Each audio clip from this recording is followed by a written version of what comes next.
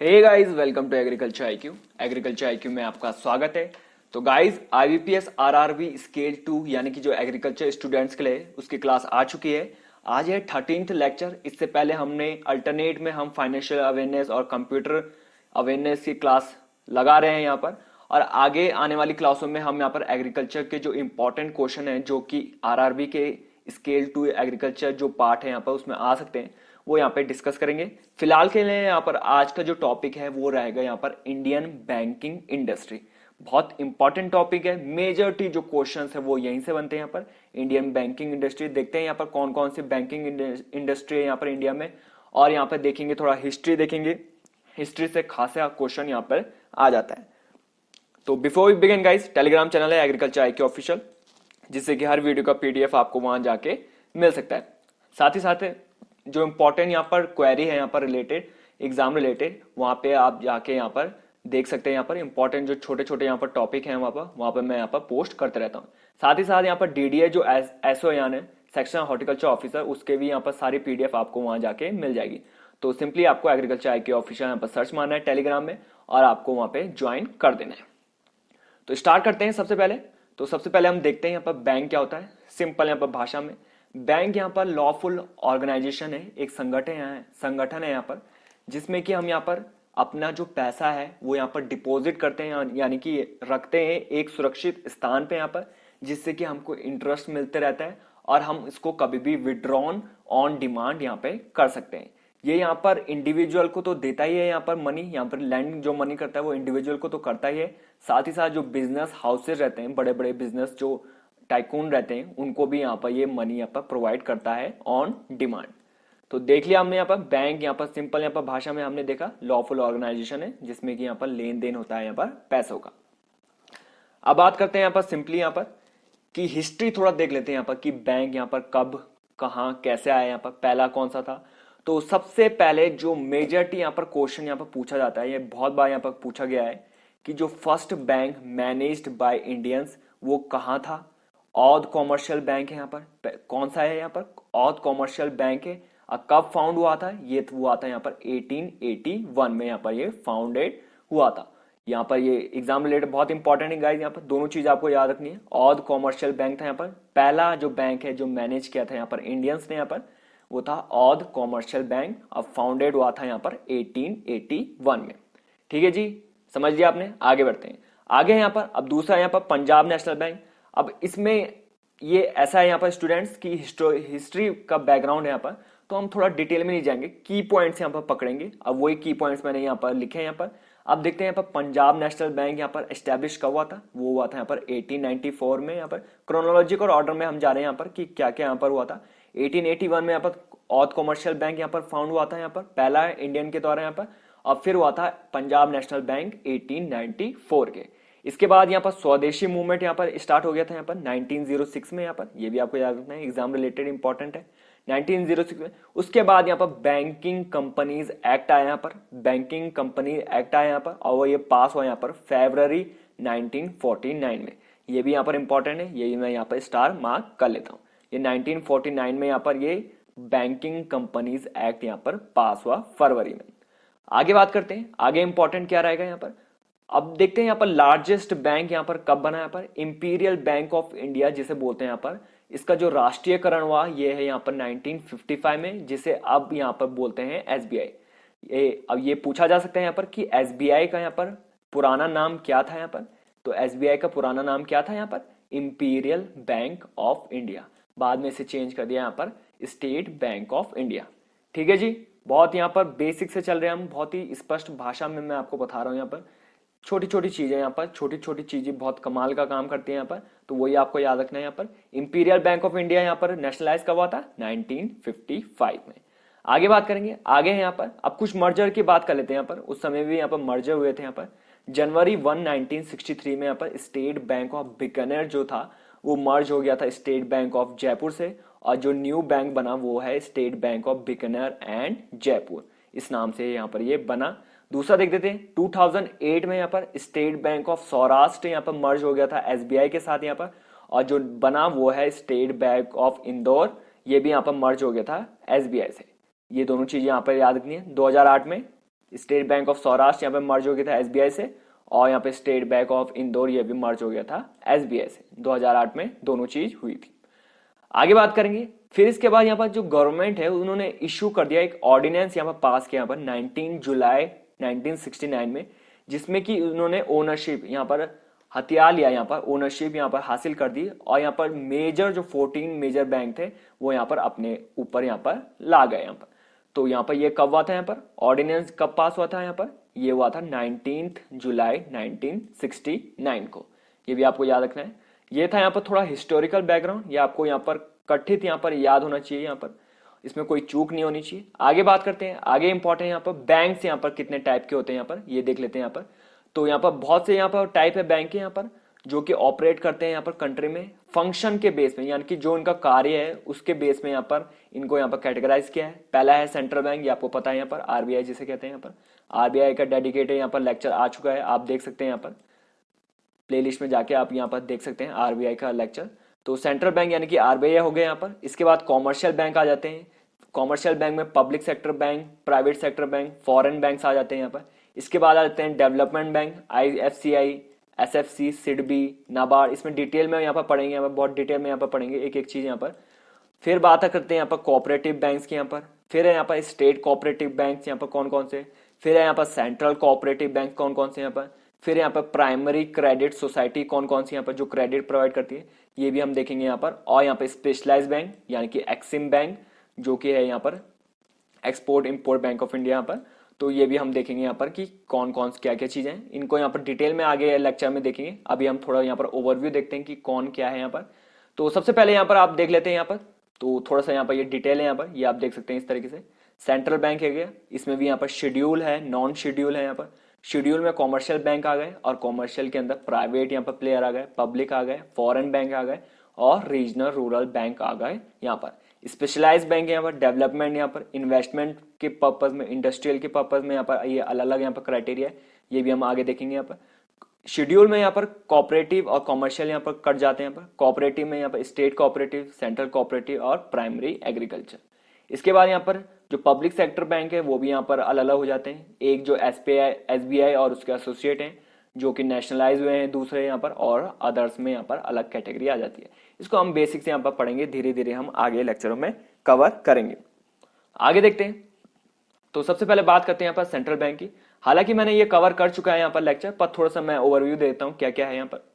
ये banking which is interested with the function of guiding and regulating the banking system of country. जैसे कि यहाँ पर family में कोई गार्जियन होता है, यहाँ पर फैमिली में गार्जियन होता है, जैसे कि यहाँ पर तीन यहाँ पर बेटे हैं, यहाँ पर तीन बेटे हैं यहाँ पर, डॉटर्स या बेटे। तो यहाँ पर गार्जियन है यहाँ पर, तो गार्जियन का काम करता है यहाँ पर आरबीआई। तो आरबीआई हो गया यहाँ पर गार्जियन, और इसके जो ब्रांचेस हैं वो अलग अलग यहाँ पर ये कट जाती हैं। तो आरबीआई हो गया यहाँ पर गार्जियन। तो देख लेते हैं यहाँ पर क्या क्या चीज है यहाँ पर। तो सबसे पहले यहाँ पर आरबीआई जैसे जिसे बोला जाता है रिजर्व बैंक ऑफ इंडिया, ये यहाँ पर स्टैब्लिश हुआ था अप्रैल 1 1935। यहाँ पर की पॉइंट है यहाँ पर ये आपको याद होना चाहिए, अप्रैल 1 1935 को यहाँ पर ये स्टैब्लिश हुआ था। और किसके प्रोविजन में यहाँ पर ये आया था, यानी कि कोई एक्ट आया होगा उसी के तहत यहाँ पर स्टैब्लिश हुआ था, वो था आरबीआई एक्ट 1934। ये भी आपको याद रखना है यहाँ पर। तो पहला जो उसका ऑफिस था यहाँ पर सेंट्रल ऑफिस, वो यहाँ पर पहले कैलकाटा में था, फिर लेटर मूव्ड हो गया था यहाँ पर मुंबई में 1937 में।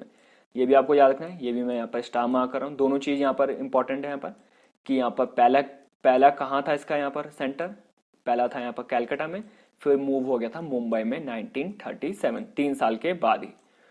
अब यहाँ पर ये थोड़ा सा ओवरव्यू है यहाँ पर, डिटेल में मैंने गाइज आपको बता दिया यहाँ पर कि आप आरबीआई का यहाँ पर लेक्चर पढ़ देख सकते हैं। यहाँ पर आरबीआई का एक सेपरेट लेक्चर है, उसके बाद आरबीआई और उसकी सब्सिडीरीज कौन कौन सी है वो भी है यहाँ पर, वो दोनों आप यहाँ पर पढ़ सकते हैं यहाँ पर डिटेल में जानने के लिए। आगे बात करेंगे। आगे है यहाँ पर कॉमर्शियल बैंक कौन कौन से यहाँ पर। कॉमर्शियल बैंक सिंपली क्या होता है, कॉमर्शियल बैंक यानी कि बैंकिंग इंस्टीट्यूशन जो कि यहाँ पर डिपॉजिट एक्सेप्ट करते हैं और शॉर्ट टर्म लोन्स यहाँ पर प्रोवाइड करते हैं यहाँ पर कस्टमर को। ठीक है जी, इतना समझ गए आप। यहाँ पर कॉमर्शियल बैंक है जो कि आप पैसे लेता है यहाँ पर और शॉर्ट टर्म लोन्स यहाँ पर प्रोवाइड करता है यहाँ पर कस्टमर को। और क्या चीज है यहाँ पर, furthermore they also give medium term loans and long term loans to business enterprise. तो शॉर्ट टर्म लोन के साथ साथ यहाँ पर ये मीडियम टर्म लोन भी करता है और लॉन्ग टर्म लोन्स भी यहाँ पर प्रोवाइड करता है बिजनेस एंटरप्राइज को। आगे देखते हैं, nowadays some of the commercial bank are also providing housing loans on a long term basis to individual. तो यानी कि आए दिन यहाँ पर आजकल यहाँ पर क्या होता है, यहाँ पर जो कॉमर्शियल बैंक है यहाँ पर वो यहाँ पर हाउसिंग जो लोन्स हैं यहाँ पर वो भी प्रोवाइड करते हैं, यहाँ पर किसी यहाँ पर स्पेशल यहाँ पर इंटरेस्ट में यहाँ पर हाउसिंग लोन्स भी यहाँ पर प्रोवाइड करते हैं। तो गाइज यहाँ पर जो कॉमर्शियल बैंक है यहाँ पर उसके जो फंक्शन है वो आने वाली वीडियो में यहाँ पर डिस्कस करेंगे। अभी हम थोड़े यहाँ पर ये जो फ्लो बन रहा है यहाँ पर बैंकिंग इंडस्ट्री का वो हम देख लेते हैं कि कौन कौन से हैं। थोड़ा ओवरव्यू देता हूँ, उसके बाद हम कॉमर्शियल बैंक और उसके फंक्शन क्या क्या है यहाँ पर इंपॉर्टेंट है वो लेक्चर वो हम आगे डिस्कस करेंगे। अब बात करते हैं यहाँ पर टाइप्स ऑफ कॉमर्शियल बैंक की, कि कॉमर्शियल बैंक के यहाँ पर कौन कौन से टाइप होते हैं ये देख लेते हैं यहाँ पर कि कौन कौन से हैं।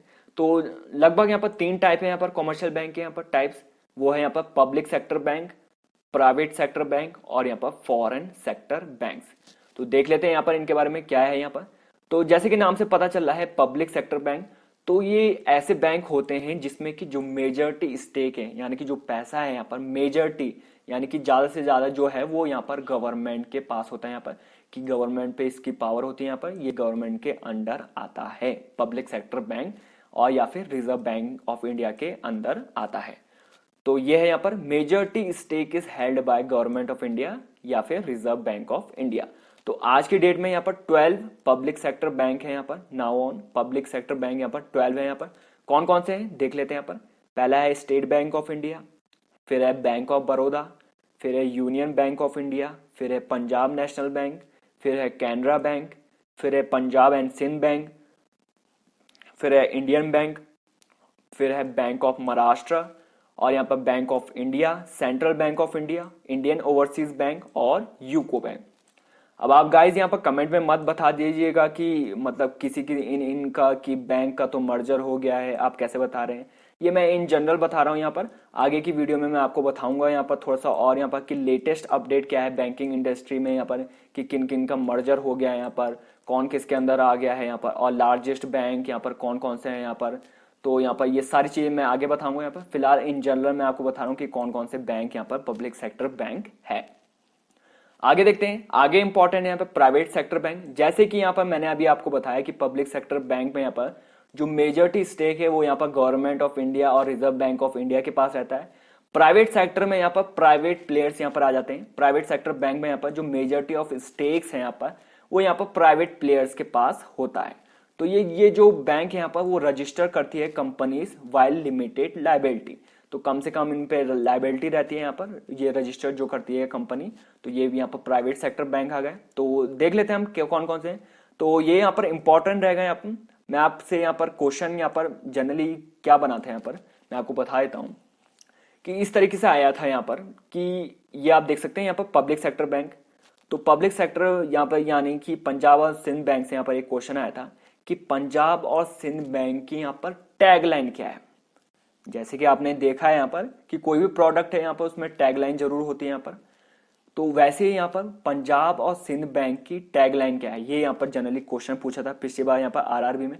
तो आप देख सकते हैं कैसा है यहाँ पर। तो इसीलिए आपको यहाँ पर टेलीग्राम आप यहाँ पर ज्वाइन कर सकते हैं, उसमें मैं यहाँ पर डेडिकेटेड है यहाँ पर एक पीडीएफ यहाँ पर सेंड कर दूंगा जिसमें कि सभी बैंक यहाँ पर जो टैगलाइन है और उसमें जो मोटो है यहाँ पर क्या रहेगा यहाँ पर, और जो स्पेशल यहाँ पर जो करेक्टरिस्टिक्स है यहाँ पर कि जैसे पंजाब एंड सिंध में या फिर कोई भी बैंक यहाँ पर स्पेशल यहाँ पर कि कोई चिन्ह रहता है वो कौन सा होता है यहाँ पर इंपॉर्टेंट। अगर वो डीप पूछते हैं यहाँ पर तो ये भी पूछ सकते हैं यहाँ पर। ये हाल ही में यहाँ पर क्वेश्चन भी आया है कि एक बैंक था यहाँ पर, उसका यहाँ पर जर्मन शेफर्ड या फिर कोई डॉग था उसका यहाँ पर चिन्ह, तो पूछा था वो कौन सा डॉग था। तो ऐसे यहाँ पर क्वेश्चन जनरली पूछे जाते हैं यहाँ पर, हैरानी की बात नहीं होनी चाहिए यहाँ पर। तो इस तरीके से यहाँ पर आप टेलीग्राम चैनल जरूर ज्वाइन करिएगा। तो देखते हैं यहाँ पर कौन कौन से यहाँ पर। तो पहला था यहाँ पर एक्सिस बैंक यहाँ पर। तो ट्रेडमार्क आप देख सकते हैं, ये इस्टेब्लिशमेंट ये इंपॉर्टेंट रह जाएगा, 1993 में इस्टेब्लिश हुआ था। हेडक्वार्टर है इसका मुंबई महाराष्ट्र। फिर है आपका बंधन बैंक 2015 में Kolkata West Bengal. Catholic Syrian bank 1920 establish और थ्रिसूर केरला में। City Union Bank 1904 Thanjavur Tamil Nadu में। DCP bank 1930 Mumbai Maharashtra. Dhanlaxmi bank 1927 में स्टैब्लिश हुआ था और ये भी है यहाँ पर थ्रिसूर केरला में। आगे देखते हैं यहाँ पर कुछ और है यहाँ पर important. Kotak Mahindra Bank, Lakshmi Vilas Bank, Nainital Bank, RBL Bank, South Indian Bank, Tamil Nadu Mercantile Bank, Yes Bank, ये आप देख लीजिए यहाँ पर मैंने दे दिया यहाँ पर, और इसका पीडीएफ भी आपको यहाँ पर टेलीग्राम चैनल मिल जाएगा।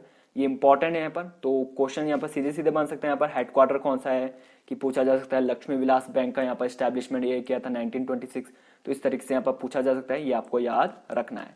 फिर आपका फेडरल बैंक आ जाता है, एचडीएफसी बैंक आ जाता है, आईसीआईसीआई बैंक आ जाता है, आईडीबीआई बैंक आ जाता है, आईडीएफसी फर्स्ट बैंक आ जाता है, यहाँ पर इंडस्ट्रियल बैंक आ जाता है, जम्मू कश्मीर बैंक आ जाता है, कर्नाटका बैंक आ जाता है, और करूर व्यासा बैंक आ जाता है। तो इसी तरीके से बहुत यहाँ पर बैंक है, यहाँ पर ये आपको याद होने चाहिए यहाँ पर।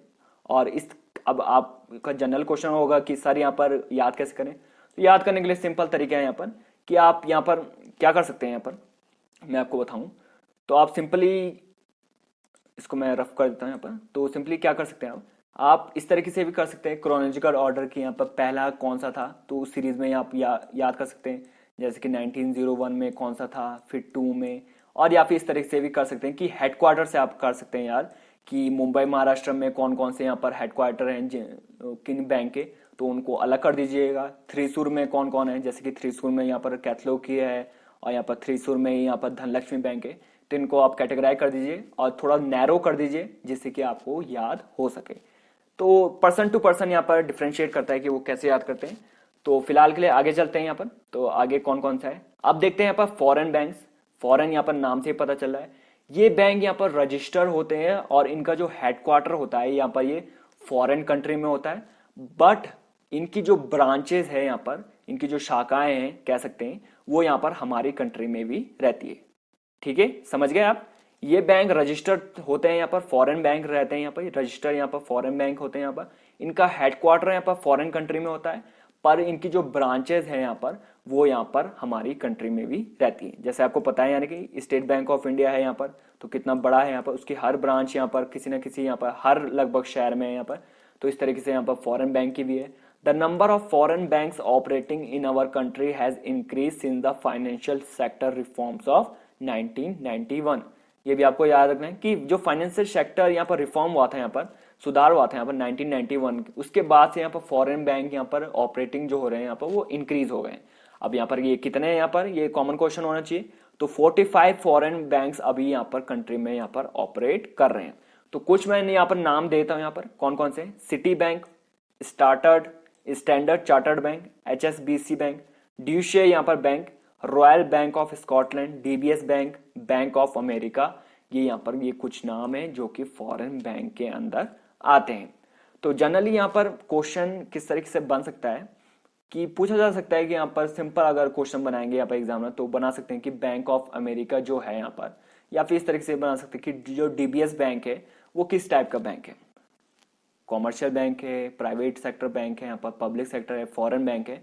तो अगर फॉरेन बैंक ऑप्शन में है तो वही आपका टिक यहाँ पर आंसर हो जाएगा। तो गाइज ये था आज का सेशन, आई होप आपको बहुत अच्छा लगा होगा। यहाँ पर बेसिक हमने यहाँ पर जान लिया है यहाँ पर कि कौन कौन से क्या है यहाँ पर बैंक। तो यहाँ पर मोटिवेट करने के लिए हमें यहाँ पर सिंपल सा आपको ये काम करना है कि चैनल को सब्सक्राइब कर दीजिए, लाइक भी कर दीजिए और शेयर भी कर दीजिए। Thanks for listening and have a great day. आने वाली वीडियो में मिलते हैं।